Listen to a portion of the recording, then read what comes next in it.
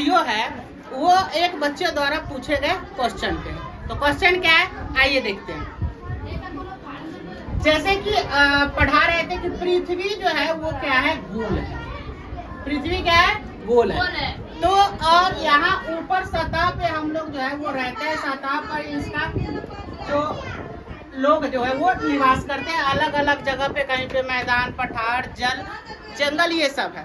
तो उसका कहने का मतलब ये था कि सर अगर यहाँ पृथ्वी से अगर हम लोग यहाँ से खोदना शुरू करें एक सुरंग, और खोदते खोदते अगर हम लोग इस पार निकल जाए तो क्या एक देश से दूसरे देश में पहुंच जाएंगे इस सुरंग से होके?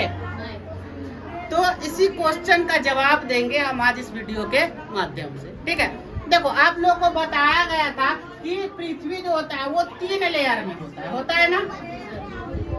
ऊपर वाले लेयर को क्या बोलते हैं, भूल गया जी, क्रस्ट। और नीचे उसके नीचे वाले लेयर को क्या बोलते हैं, मेंटल। और उसके नीचे वाले को कोर। ठीक है, तो देखो सबसे पहले इस क्वेश्चन को समझने से पहले आप लोग को एक चीज समझना पड़ेगा कि कोई भी वस्तु को अगर ऊपर फेंका जाता है तो वो पृथ्वी पे ही आके गिरता है। इसके पीछे सबसे बड़ा कारण होता है जो कि है गुरुत्वाकर्षण बल।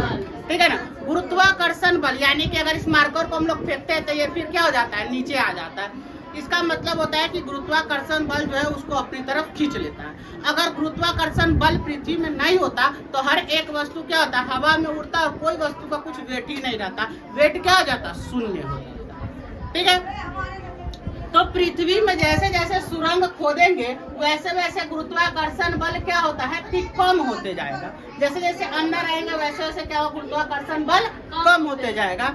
और गुरुत्वाकर्षण बल कम होने के कारण जैसे जैसे नीचे आएंगे तो गुरुत्वाकर्षण बल क्या होगा, कम होगा। और ऊपर जो गुरुत्वाकर्षण बल अधिक रहेगा तो इसको क्या करेगा, ऊपर खींच लेगा।